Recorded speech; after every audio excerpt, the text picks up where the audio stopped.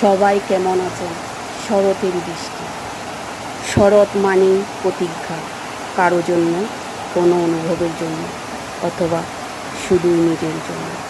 শরৎ মানে সৌন্দর্যের লীলামণি।